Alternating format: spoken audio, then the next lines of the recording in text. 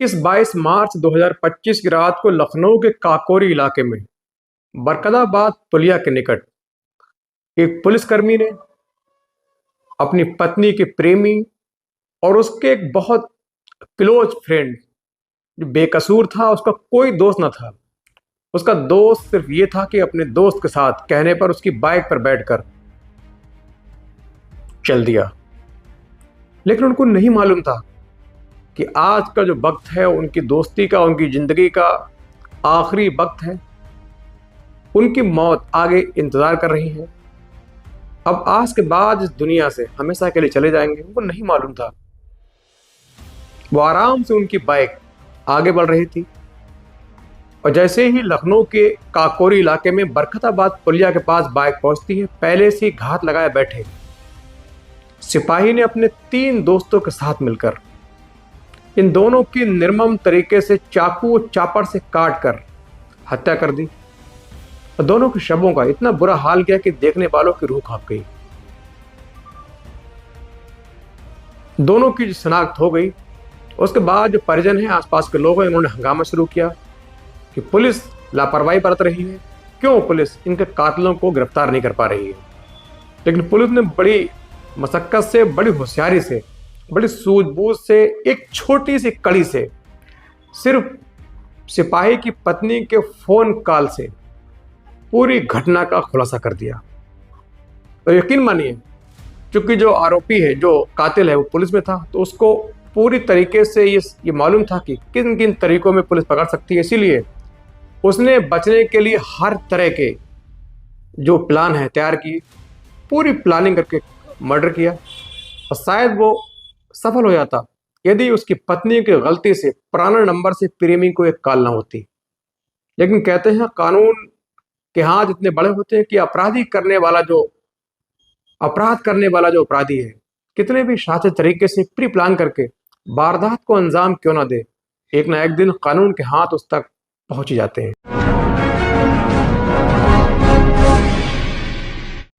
UP की राजधानी लखनऊ के नजदीक एक जगह है काकोरी।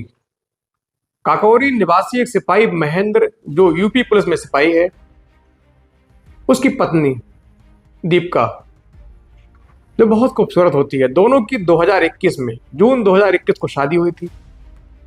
बड़े धूमधाम से शादी हुई, चूंकि पति पुलिस में थे, इसीलिए जो दुल्हन के परिजन है बड़े खुश थे। बड़े अच्छे से, बहुत अच्छे तरीके से शादी की। शादी के बाद दीपिका अपने पति यानी महेंद्र के घर आ गई। अब दोनों साथ रह रहे थे। कुछ दिन बीतने के बाद जो पुलिसकर्मी है, छुट्टियां खत्म हुई, अब अपनी ड्यूटी के लिए चले गए। अब वो ड्यूटी पर रह रहे थे, पत्नी घर पे थी। पत्नी से फोन पर बातें होती, उधर अपनी ड्यूटी पूरी कर रहे थे। लेकिन पत्नी का गांव के ही एक युवक, जिसका नाम था मनोज, उनका शादी से पहले से ही इस युवक से अफेयर था। दोनों की किसी वजह से शादी नहीं हो पाई, लेकिन दोनों का अफेयर पूरे उरूज पर था, परवान चढ़ा हुआ था। दोनों एक दूसरे के लिए पागल थे। अब पति की गैर मौजूदगी में जो पत्नी है, लगातार प्रेमी से बातें कर रही थी। दोनों के बीच बातें हो रही थी, प्रेम बातें हो रही थी। इधर पति छुट्टी पर आते, फिर चले जाते। इस दौरान वक्त काफी गुजरा।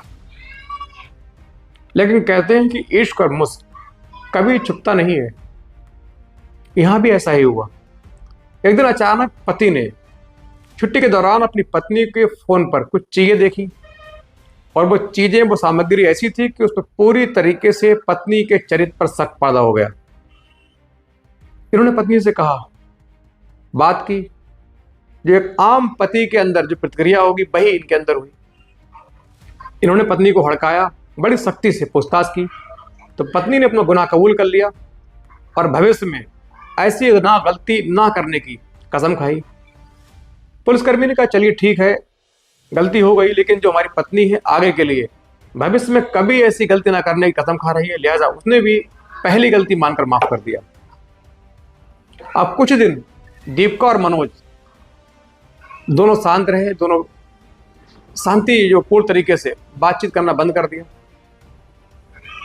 लेकिन कहते हैं एक बार इश्क की लत लग गई तो इसकी ज्वाला बहुत जल्दी शांत नहीं होती। अब कुछ दिनों के बाद फिर से दीपिका और मनोज में बातचीत शुरू हो गई। इधर जो पति महेंद्र है वो यूपी में अलग अलग थानों में पोस्टिंग चल रही थी, कभी इधर कभी उधर, घर पे कम रहते। इधर पत्नी फिर से अपने पुराने आशिक मनोज के साथ बातें कर रही थी, पींगे लड़ा रही थी। पति छुट्टी आते फिर चले जाते। उनकी गैर मौजूदगी में पत्नी उनसे मिलती, उससे बातें करती। अचानक 2024 के भी दिसंबर में 24 दिसंबर 2024 में जो महेंद्र है ये घर आते हैं। अचानक अपनी पत्नी को फिर से ये बातें करते हुए देख लेते हैं। पत्नी को बातें करते देख पति आग बबूला हुए, उनकी आग लग गई। उन्होंने पत्नी से बहुत टाइट अंदाज में बात की और कहा, अब तुमको सिर्फ एक को चुनना होगा, मुझे या उसको। इस बार पत्नी फिर रोई।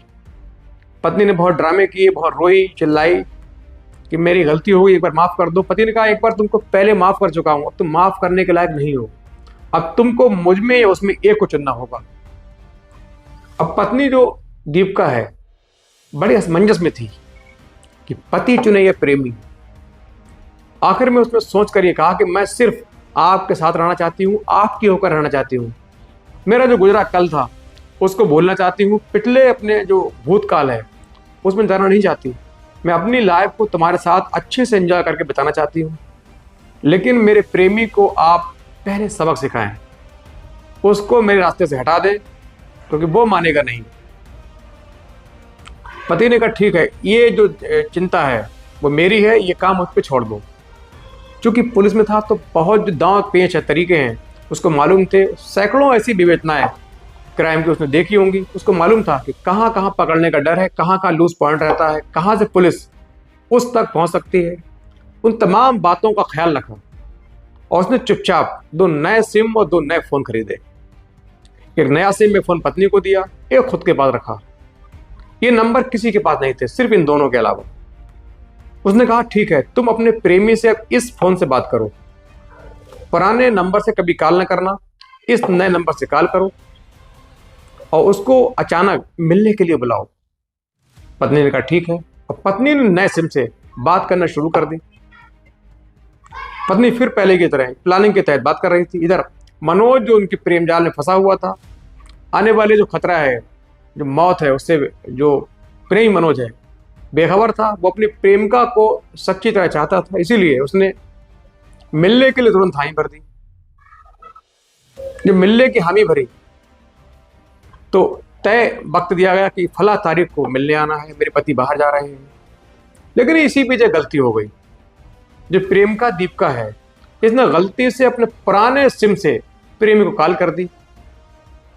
अब धोखे से फोन लग गया तो उसने बात की, फोन काट दिया, बात आई गई हो गई। लेकिन वो जो कॉल है उसकी कॉल डिटेल में शामिल हो गई, दाखिल हो गई। और उसके बाद तय तारीख पर अभी 21-22 शुक्रवार 2025 की रात को, 21-22 मार्च रात को प्रेमिका ने दोनों उसको प्रेमी को फोन किया, आ जाओ, घर पे कोई नहीं है। प्रेमी ने क्या किया, अपने एक दोस्त, उसका नाम था रोहित, बेकसूर आने वाले खतरे से अनभिज्ञ, अब दोनों चल दिए। रोहित का दोस्त सिर्फ इतना था कि अपने दोस्त की बात मानी, दोस्त के साथ अपनी यारी निभाई और दोस्त की बाइक पर बैठकर रात को निकल गया।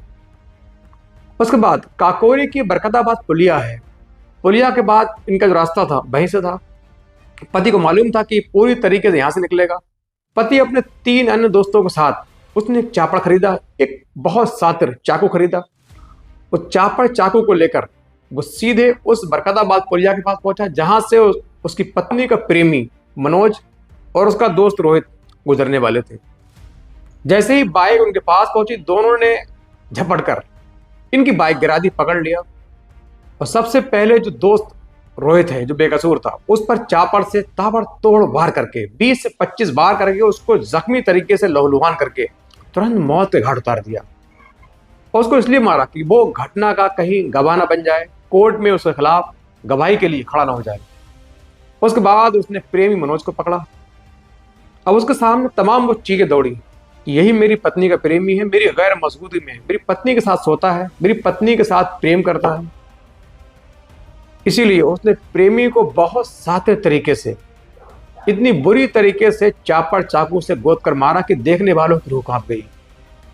लेकिन इसी बीच पत्नी ने, जो कि साथ में थी, उसने कहा नहीं मारो मत, इनको इतनी अच्छी सजा दो, इतना घायल कर दो कि दोबारा कभी लौट कर मेरे ओर न पलटे। लेकिन पति पर दोनों को मारने का भूत सवार था। उसने पत्नी को भी गुस्से में हमला कर दिया, जिससे एक जो चाकू है पत्नी की उंगली पर लगा, पत्नी की उंगली कट गई, उससे भी खून निकला। पत्नी घबरा कर पीछे हट गई। उसके बाद ये सभी इन शवों को यहीं छोड़कर फरार हो गए। सुबह हुई, लोगों ने सब देखे, पुलिस को सूचना दी। पुलिस ने फौरन घटना स्थल पहुंची, शिनाख्त की, परिजन पहुंचे, बड़ा हंगामा हुआ, लोगों में दहशत का माहौल हुआ, लोग दहशत में आए।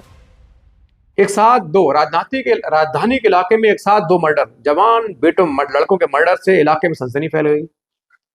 पुलिस के तमाम आला अधिकारी मौके पर पहुंचे। अब पुलिस के सामने सबसे बड़ी चुनौती ये थी कैसे कातिल तक पहुंचा जाए।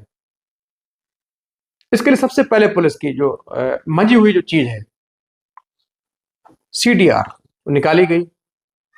उसमें इस सिपाही की पत्नी देवका की जो पुराना नंबर की कॉल थी वो निकली, नए नंबर की कॉल निकली।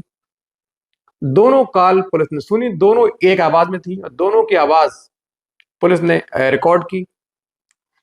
उस नंबर पर जो पुराना नंबर है कॉल किया गया, ट्रेस किया गया। वो नंबर से पुलिस इस महिला तक पहुंची। पुलिस ने उसको पूछताछ के लिए बुलाया और उसके बाद उसकी उंगली देखी, उंगली कटी हुई थी। पुलिस ने कहा, पुलिस को यही चीज एक शक पैदा कर गई। पुलिस को पहला क्लू मिला कि इस महिला की उंगली कटी क्यों है। इन सबके मोबाइल की लोकेशन निकाली गई, जो लोकेशन है वही निकली। अब पुलिस के पास बहुत ज्यादा एविडेंस थे और इन कातिलों के पास बचने के लिए बहुत कोई ऐसा बहाना नहीं था। पुलिस ने फौरन इन सबको अपने पुलिस अंदाज में पूछताछ की तो महिला है टूट गई। उसने पूरी कहानी बयां कर दी। उसके बाद जो आरोपी सिपाही है उसके पास बचने के लिए कोई बहाना था नहीं, उसने भी सीधे सीधे अपना गुनाह कबूल कर लिया। ये पूरी घटना है पुलिस ने बयां की। उसके बाद पुलिस ने सभी कातिलों को पकड़कर इस घटना में महत्वपूर्ण तरीके से गंभीर धाराओं में अभियोजन पंजीकृत करके इन सभी को जेल भेज दिया। और दोस्तों, ऐसी घटनाएं सुनाने का मतलब किसी को आहत करना नहीं है, बल्कि आपको आगाह करना है, आपको सचेत करना है कि आने वाले वक्त में आप भी इन घटनाओं से संज्ञान लेकर महफूज रहें, सुरक्षित रहें। ऐसी हमारी कामना है। वीडियो कैसा लगा कमेंट करके जरूर बताएं। अच्छा लगा हो चैनल को सब्सक्राइब भी करें।